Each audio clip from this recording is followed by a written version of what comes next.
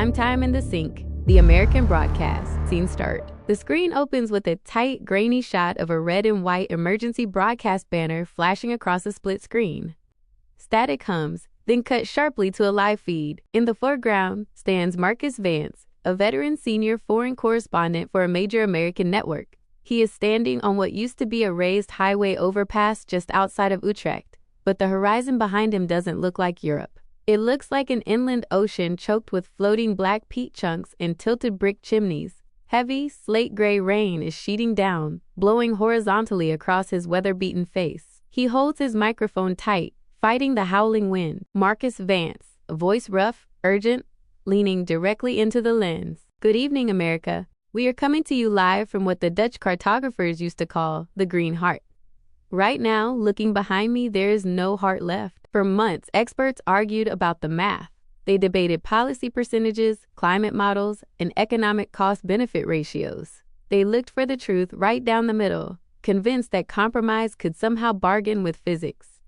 But nature, folks, nature doesn't negotiate. What you are looking at isn't just a flood. It is a total geological unzipping. Vance turned slightly, sweeping his free hand toward the horizon where rows of ancient polders have vanished beneath a churning, coffee-colored lake. Marcus Vance. Here is the brutal reality that Washington and Brussels missed. For decades, the famous Dutch peat soils, centuries of organic matter locked beneath the water table, were drained. They dried out. And when peat dries out, it doesn't just shrink, it mutates. It oxidizes. It turns into a shattered microscopic web of open fissures. We thought we were just managing water levels. What we were actually doing was building a subterranean gunpowder keg. When the historic cloudburst hit this week, the earth didn't act like a sponge. It acted like a broken sieve. The water didn't soak down. It slammed into those underground cracks like a hydraulic wedge. And within 48 hours, the macro-micro mirror broke. A graphic flashes on screen. A 3D simulation of a Dutch foundation piling shifting inside liquefying peat, accompanied by a low, sub-audible bass rumble on the audio track. Marcus Vance. Down in Amsterdam, just 30 miles from where I stand, the horror isn't just water over the cobblestones. It's underneath. Millions of wooden and concrete piles, driven deep into a prehistoric swamp to hold up centuries of human ambition, just lost their grip. When the dried peat instantly saturated, it liquefied. The friction vanished. Geologists on the ground are telling us they can hear it. The low, sickening groan of 17th century canal houses shifting off their axis. Walls are cracking like dry porcelain.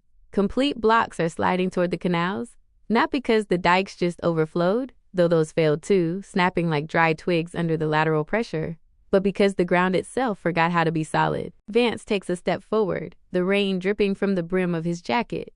His tone drops from broadcast professionalism to raw, unfiltered urgency. Marcus Vance.